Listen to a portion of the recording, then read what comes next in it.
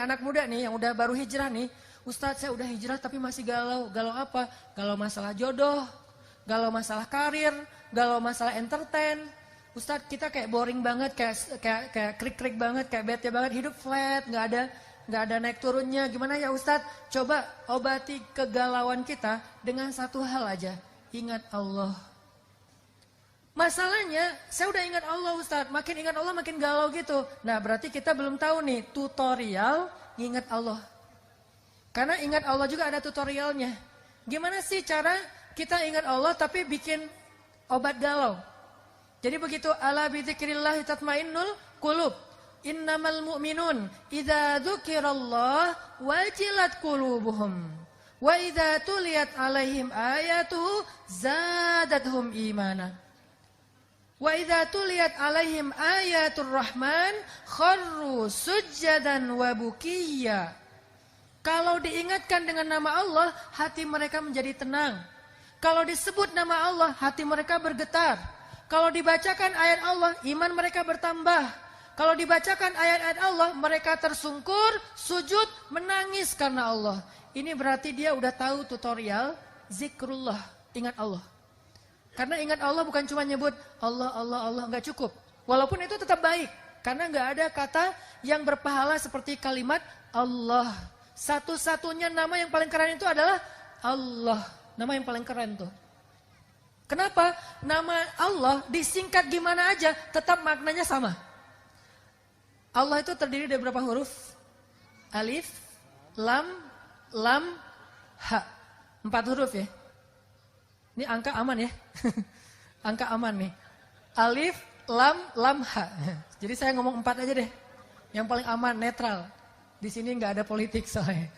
Alif, lam, ha. Oke, 4 huruf. Coba kita hapus 1 huruf. Alif, bacanya apa? Lillah. Artinya milik Allah.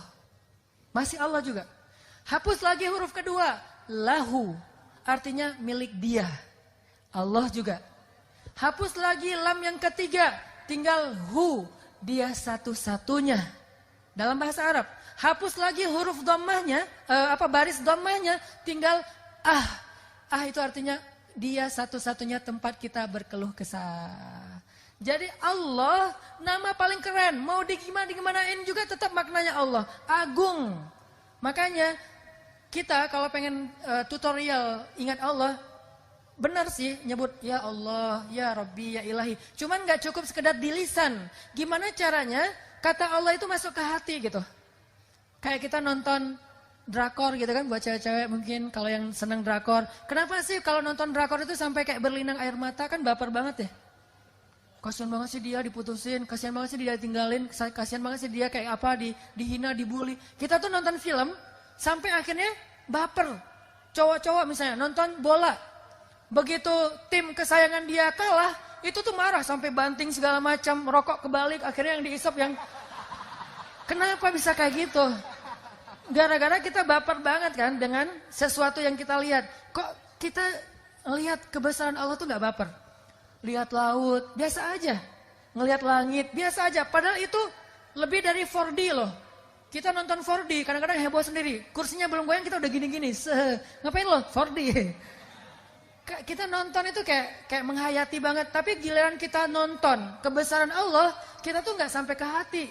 Nonton Hollywood coba. Kadang-kadang nonton film apa gitu, kita kayak benci banget sama antagonisnya kan. Dan kayak berpihak banget sama superhero-nya. Sampai kalau ketemu antagonisnya di jalan, kita lemparin batu, kita marahin, lo jahat banget sih jadi orang di sinetron itu gua nonton, lo maki-maki ibu lo. Padahal itu cuman film, cuman drama. Tapi kita membawa itu sampai ke kenyataan.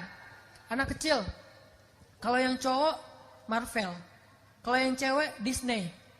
Saking mereka kayak baper banget dengan film-film ini, sampai pengen kayak wannabe gitu.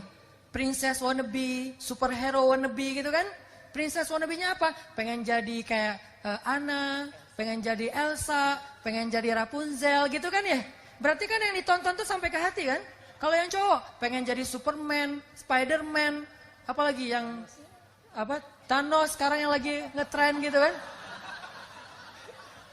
Kayak kok nggak pengen jadi Ustadz Hanan sih? Bukan superhero. Artinya Berarti yang mereka tonton itu sampai ke hati. Nah, gimana caranya kita nonton kebesaran Allah? Inna fi khalqis samawat. Itu kan nonton kebesaran Allah tuh. Inna fi khalqis samawati wal ardi wa ikhtilafil laili wan nahar la ayat. Ada ayah. Apa arti ayah? Bukan ayah ya. Ayah itu bapak. Kalau ayah dalam bahasa Arab itu artinya banyak. Salah satu di antara makna ayah adalah bekas. Itu ayah. Ayatun artinya bekas. Selain tanda, ada bekas, ada petunjuk. Itu ayah. Nah, salah satu di antara makna ayah selain tanda, tanda juga boleh bekas. Berarti maksud Allah di dalam ayat ini, kalau kita nonton tentang kebesaran Allah di langit, kita nonton kebesaran Allah di bumi, kita nonton kebesaran Allah di laut, harusnya jadi berbekas di hati kita. Itu baru orang yang ulul albab. Berbekas di hati kita. Bekasnya apa? Bekasnya kayak takjub gitu sama Allah. Bekasnya kayak respect gitu sama Allah. Bentuk respect kita, subhanallah. Itu bentuk respect kita kan? Gimana bentuk respectnya? Subhanallah, Masya Allah, la haula wa la quwata illa billah. Itu tuh bentuk respect kita. Sama kayak kita respect sama orang. Kalau anak pantai itu biasanya suka gini. Woi bro, gitu kan ya. Dude, gitu kan. Jadi kayak ngasih kode, gua sama lo bro gitu. Terus kayak kalau respect anak-anak street, kayak gini kan. Kayak tadi kita respect dengan negeri kita yang kita cintai. Begitu lagu Indonesia Raya, kita taruh tangan kita di dada. Bahwa kita tuh cinta banget sama negeri ini. Ini adalah warisan pahlawan dan nenek moyang kita. Kita itu pewaris sah atas negeri ini. Jangan sampai kita sendiri yang menghancurkan negeri yang diwariskan nenek moyang kita dengan melalui perpecahan di antara kita. Ini nih, salah satu pesan penting banget, poin penting nih. Negeri ini adalah warisan nenek moyang kita, keturunan kita banget nih. Itu semuanya harus di hati rasanya. Karena kalau kita lihat kebesaran Allah nggak kerasa di hati, berarti kita baru melihat itu dengan mata, belum dengan iman. Belum maksimal nih tutorialnya. Dan kalau kayak gitu, berarti belum bisa ngilangin galau. By the way, salah satu di antara kebesaran Allah, ciptaan Allah yang paling keren dilihat itu siapa? Istri. Kalau nggak punya ustadz, masa ngelihat teman kos-kosan? Lo lagi ngeliat gue ngapain sih gitu? Melihat ciptaan Allah. Ciptaan yang gimana? Ciptaan yang kayaknya nih agak-agak aneh nih. Kenapa bisa jadi gini? Padahal Allah kan mencipta dengan indah. Kenapa kamu kok gini? Gitu. Ciptaan Allah yang indah dilihat itu adalah istri. Memandang istri berpahala. Ngelihatnya aja kayak sholat 2 rakaat. Makanya pagi-pagi itu kebiasaan orang yang udah nikah. Ngelihat istrinya rempong. Lalu lalang diliatin. Yang kamu ngapain sih ngelihat aku kayak gitu? Aku lagi pengen cari pahala gitu. Lagi beribadah. Beribadah gimana? Memandang kamu. Oh gitu? Jadi kalau memandang itu dapat pahala. Ya udah aku pandang kamu juga. Akhirnya pandang-pandangan sih. Kalau sendiri. Aduh. Jadi beda ya. Banyak hal bedanya lah. Sholat tahajud berdua sama sendiri itu beda. Tahajud dengan pasangan. Kayak Nabi dengan Aisyah. Nabi kan pernah ya sholat tahajud ya. Nggak ngebangunin Aisyah. Kenapa? Tahajud Nabi itu kan lama banget ya. Sampai ada sahabat yang hafiz Al-Quran namanya Ibnu Mas'ud. Pengen jadi makmum Nabi pas tahajud. Tapi dia kayak nggak nyolek gitu kan. Harusnya kita kalau ngemakmumin nyolek kan. Depan, gue ngemakmum nih. Ya udah lanjutin aja. Nggak gitu sih, lagi sholat soalnya. Terus dicolek jadi makmum nih. Dia nggak nyolek. Nabi akhirnya bacanya panjang banget. Sampai akhirnya dia mau hampir mundur. Kayak cari pura-pura batal. Kayak aduh batal, pergi aja gitu kan ya. Padahal itu hafiz loh, Ibnu Mas'ud. Saking panjangnya sholat Nabi. 1 rakaat 5 juz. Ada yang pernah sholat 1 rakaat 5 juz? Alhamdulillah sama. Saya pernah sekali doang tuh, yang di Mesir. 1 malam 10 juz. Saya lupa antara 10 sampai 15. Pokoknya paling sedikit 10 juz semalam. Itu juga gak sengaja. Gara-gara ustadz saya, syekh saya, Hanan yuk ikut saya. Imamnya bagus, saya terawih, ayo. Pas saya berdiri, alif lam mim. Oke, alif lam mim, saya hafal gitu kan. Gak sengaja tiba-tiba udah tengah juz. Bentar, ini kok udah setengah juz ya. Terus saya kayak udah mulai berdiri sebelah kaki gitu. Udah freestyle gitu kan salatnya gitu. Kenapa jadi gini kok berat banget ya. Terus udah 1 juz. Saya berpikir habis 1 juz, ruku dong. Jadi begitu udah 1 juz saya udah siap-siap aja gitu. Udah gini-gini. Saya kulus sufaha, saya langsung gini lagi. Tapi kayak nyesel banget gue ngapain sih sholat di sini gitu kan. Udah gitu beres Al-Baqarah, lanjut Alif Lam Mim kedua, Ali Imran. Itu benar-benar kapok. Saya tuh udah kasih semua kode loh. Bersin udah, batuk udah. Masa saya harus pura-pura batal gitu. Gue batal loh ya, pergi gitu kan. Kan gak mungkin ya, Allah Maha tahu. Nah Rasul sholat tahajud gak ngebangunin Aisyah di sebelah. Waktu itu pas Nabi lagi ruku, Nabi lagi sujud, di tubuh Nabi itu kayak kedengaran ada suara tulang patah atau tulang kegesek gitu. Aisyah bangun. Astagfirullahaladzim, Nabi kenapa kok kayak ada suara tulang gitu di tubuh beliau. Kayak orang lagi patah tulang kan, truk gitu. Nabi sujud bunyi, Nabi ruku bunyi. Akhirnya Aisyah kasihan sama Nabi. Diusap-usap di sebelah Nabi gitu. Nabi lagi sholat diusap-usap. Begitu Nabi beres salat, Nabi menghadap, Assalamualaikum. Ada Aisyah di sebelah. Itu tuh bedanya sholat berdua sama sendiri. Pernah sholat ditungguin pasangan? Sholat tahajud ditungguin pasangan. Dia duduk di sebelah. Kok duduk di sebelah gak ikut sholat Ustaz? Lagi dapat gilirannya, periodenya. Jadi dia gak bisa sholat, lagi haid. Duduk di sebelah. Gak bisa sholat juga dia kayak setia gitu dampingin sholat. Apa bedanya? Bedanya pas salam. Assalamualaikum warahmatullahi. Beda. Kalau sholat sendiri, Assalamualaikum warahmatullahi. Mana sih? Gak ada siapa-siapa gitu kan. Kalau ini sholat salam. Terus bedanya lagi apa? Pas amin. Waladhdallin. Amin. Gitu aminnya. Kalau sholat sendiri, waladhdallin. Gak ada yang aminin. Atau kalau ada pun suaranya, amin. Kan ngeri. Jadi kalau kalian pengen ibadahnya tuh kayak nyaman gitu ya. Nikah ya. Balik lagi tadi ya. Jadi salah satu di antara ciptaan Allah yang kalau dilihat itu berpahala dan kayak gampang banget bapernya, lihat mantan. Pasangan maksudnya. Istri, bukan lihat mantan. Lihat mantan di sosmed nggak boleh. Pakai akun palsu. Kok Ustaz tahu aja sih? Pengalaman. Enggak lah, saya akun cuma 1. Hanan_Attaqi, follow. Modus. Oke, jadi gimana sih caranya kita zikir, kita nyebut nama Allah tapi kerasa di hati. Salah satunya teman-teman coba sebut nama Allah itu yang sesuai dengan masalah kita. Jadi kalau kita ada masalah, makanya kita hafal beberapa nama Allah itu sesuai dengan masalah. Kenapa ada 99 walaupun bukan batasan, karena nama Allah itu nggak terbatas kan. Cuman yang terkenal itu kan 99 tuh. Sama kayak nama Nabi kan yang terkenal itu 25 kan. Padahal yang kita kenal bukan 25 loh, 26. Ada satu lagi yang kita kenal, common, Nabi Khidir. Berarti kan Nabi bukan 25, ada Nabi Khidir, ada Nabi Yusha, Joshua, ada Nabi Daniel. Nabi itu ada lebih dari 100.000. Cuman yang terkenal 25. Nama Allah yang terkenal 99, tapi nggak terbatas. Kenapa ada 99? Biar kita tuh kalau lagi ada masalah, nyebut nama Allah itu sesuai dengan masalah kita. Masalahnya hutang, nyebutnya apa? Ya Razzaq. Kalau kita punya hutang, ya Razzaq, ya Fattah. Kalau kita kayak habis diputusin, nyebutnya apa? Ya Wadud, ya Sami. Kenapa? Orang kalau habis diputusin kan pengen curhat kan? Curhat sama teman kadang-kadang kita baru buka curhat, dia curhat balik. Gue pengen curhat nih. Kenapa? Gue habis diputusin. Ya laki-laki emang semuanya kayak gitu. Gue juga kemarin diputusinnya dengan cara yang panjang.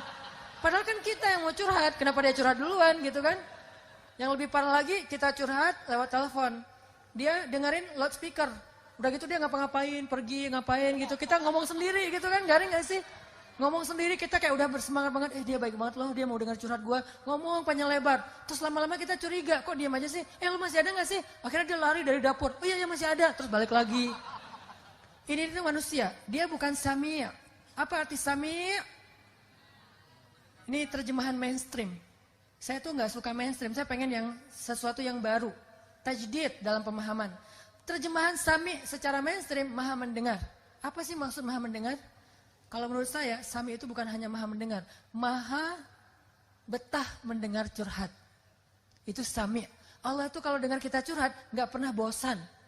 Allah itu kalau dengar curhat dari kita, tuh nggak pernah dikasih limit. Kamu punya batas waktu 5 menit aja deh. Soalnya yang curhat kan banyak nih. Hamba-hamba semuanya bermasalah lagi pada galau nasional gitu. Ya udah kamu curhat 5 menit aja. Enggak, kita boleh curhat sepanjang malam. Begitu kita angkat tangan, Rabbi, Allah langsung mendatangi kita. Abdi, hal laka hajah, kamu butuh sesuatu hambaku? Hal min taib, kamu pengen taubat hambaku? Hal min mustaghfir, kamu pengen minta ampun hambaku? Pengen apa? Pengen apa? Allah yang datangin kita. Allah turun dari langit dunia untuk dengan curhat kita di 1/3 malam terakhir. Allah yang datengin kita. Kalau teman kita kan kita yang datengin dia. Udah gitu kita harus bawa hadiah, kita harus traktirin dia makan, kita harus tambahin dia kuota. Ntar dia bilang, gara-gara curhat kamu tuh kuota gua habis, ya udah gua gantiin gitu kan. Kalau Allah nggak kayak gitu, dengerin curhat kita dan betah banget. Sehingga panggil Allah dengan nama yang sesuai masalah kita. Sehingga PR kita nih, challenge dari saya buat teman-teman, coba teman-teman baca terjemahan dari setiap nama di Asmaul Husna. Kan ada Asmaul Husna tuh, cari bukunya atau googling, kan ada terjemahannya. Coba pahami terjemahan itu. Salah satunya apa? Jabbar. Al-Jabbar. Al-Jabbar ini kan kalau dalam bahasa umum tuh yang maha memaksa.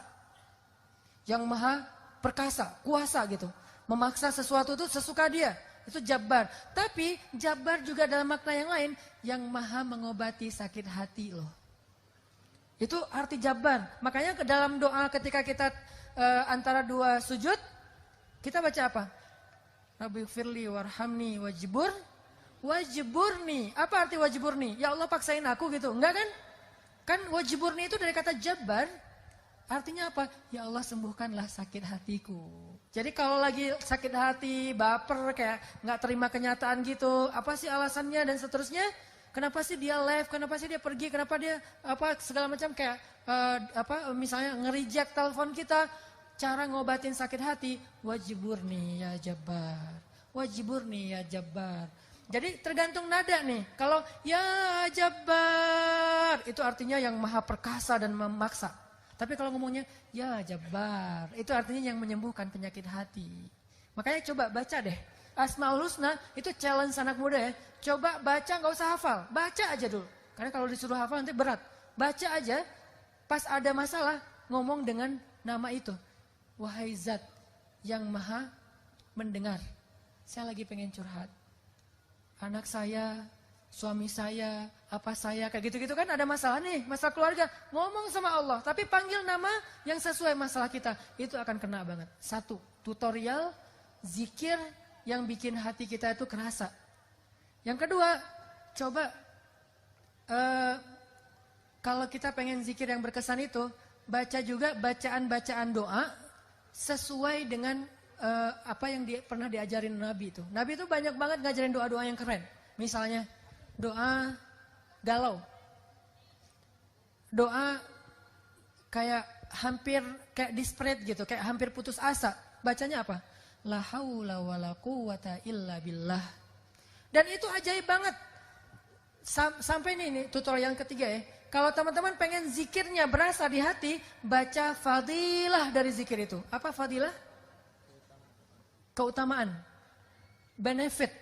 Kerennya zikir itu apa? Coba baca. Misalnya nih, pas kita sholat ya. Siapa yang ketika sholat berjamaah mendengar imamnya mengatakan Sami Allahu liman hamidah. Apa artinya? Kita sering dengarkan itu kan? Sehari minimal 17 kali. Sami Allah liman hamidah. 3 kata. Allah maha mendengar kepada orang yang memujinya. Itu kata imam. Imam kayak ngingetin makmum. Puji Allah, Allah lagi dengerin nih. Gitu kan maksudnya. Sami Allahu liman hamidah. Kata imam. Kita langsung muji. Rabbana lakal hamdu hamdan katsiran thayyiban mubarakan fih. Begitu kita ngomong ini, tahu nggak apa yang terjadi? Malaikat itu akan rebutan pengen doain kita. Rebutan, gua duluan dong, gua duluan dong, gua duluan dong. Malaikat rebutan pengen nge-like caption kita. Malaikat tuh pengen nge-repost caption kita ke langit dengan kalimat apa? Ya Allah, sayangi hamba ini. Ya Allah, ampuni hamba ini. Sekarang giliran gua, udah. Kayak rebutan orang berdoa di mana? Di Multazam Ka'bah. Kayak orang rebutan berdoa di mana? Di Raudhah Madinah. Kan itu rebutan tuh. Saya pernah tuh lagi doa di Raudhah Madinah. Lagi doa, terus disenggol-senggol dari belakang. Ya Allah, ya Allah. Jadi kayak doa itu kayak nggak bisa tenang gitu. Saking dorong-dorongan. Apalagi orang Indonesia. Kalau udah doa, bersimpuh gitu kan. Duduk bersila. Ya Allah, kayaknya paling banyak masalah itu orang Indonesia gitu. Karena doanya paling panjang gitu. Orang Arab kan doanya sambil jalan ya. Rabbana atina apa segala macam beres gitu. Tapi ada yang unik juga. Orang Indonesia datang di Raudhah, saya liatin aja. Yang lain kan mulutnya komat kamit, ada yang bersuara, ini diam aja. Pas sudah keluar Raudhah, amin. Jadi apa maksud dia? Dia kayak ngaminin doa semua orang buat dia sendiri gitu. Ini doa cerdas nih. Dia kayak baru hijrah gitu kan, baru hijrah terus nggak baca doa, nggak tahu. Gua baca apa sih? Ya udah deh. Amin, samain aja deh sama yang lain ya Allah gitu. Jadi paket komplit gitu kan. Nah malaikat itu tuh ngedoain orang yang memuji Allah ketika iktidal, itu kayak orang berdoa di Raudhah loh. Kayak orang berdoa di Multazam depan pintu Ka'bah atau di Hajar Aswad. Orang kan mau Hajar Aswad tuh kan tarik-tarikan tuh. Ada ibu-ibu tuh mau nyium Hajar Aswad sampai dia akhirnya kelempar ke atas. Kan semua di sana orang berhijab kan. Dia kelempar di atas, pas sampai kelempar atas, kelempar ke depan. Udah di depan dia nyium Hajar Aswad, kelempar lagi ke belakang, hijabnya ketinggalan di Hajar Aswad. Dia kelempar ke belakang, terus dia, alhamdulillah bisa cium Hajar Aswad. Bu kepalanya, astagfirullah gitu. Ini nih hebohnya orang pengen apa? Pengen doa di sana kan ya. Nah ternyata malaikat itu juga ada kayak momen-momen kayak gituan. Bukan cuma manusia doang yang kayak gitu. Kita pernah kayak gitu di pas umroh dan haji. Malaikat juga pernah. Kapan? Salah satu momen malaikat rebutan berdoa itu adalah ketika Sami Allahu liman hamidah. Kita di belakang. Rabbana lakal hamd. Hamdan katsiran thayyiban mubarakan fi. Itu malaikat rebutan pengen doain kita. Udah dong, gua dong. Ada berapa malaikat? 70.000 malaikat. Kebayang gak tuh keutamaan doa itu tuh? Baru baca gitu doang. Makanya kalau kita tahu fadilah, keutamaan setiap zikir, setiap kalimat yang kita baca, itu kita bakal semangat banget loh, berasa loh di hati. Kayak tadi lagi sholat, bukan GR ya, karena emang Nabi yang ngomong gitu kan. Jadi pas saya bilang, Sami Allahu liman hamidah, saya sendiri juga baca, Rabbana lakal hamdu, hamdan katsiran thayyiban mubarakan fih. Bukan saya GR, jadi tapi kayak nggak mungkin juga malaikat bilang, ngapain sih lo kayak GR banget, kita nggak doain lo, gitu. Nggak mungkin, malaikat tuh rebutan, jadi kita kayak, alhamdulillah didoain malaikat, kayak pengen iktidal yang lama, kan 70.000 malaikat ngantri gimana tuh, bisa semalaman kan? Kalau seandainya saya mau tuh, seharusnya, Rabbana lakal hamdu, hamdan katsiran thayyiban mubarakan fi, udah aja diam. Cuman saya khawatir makmumnya yang curiga, jangan-jangan Ustadz meninggal berdiri nih, husnul khotimah gitu kan. Akhirnya digantiin dari belakang. Gitu. Jangan, itu sikut menyikut ya. Jangan ikutin cara kayak gitu. Tapi artinya itu keutamaan. Belum lagi nanti pas kita sujud. Pas begitu kita sujud, itu posisi kita paling dekat sama Allah loh. Paling dekat gimana? Allah tuh kayak duduk di sebelah kita. Walaupun enggak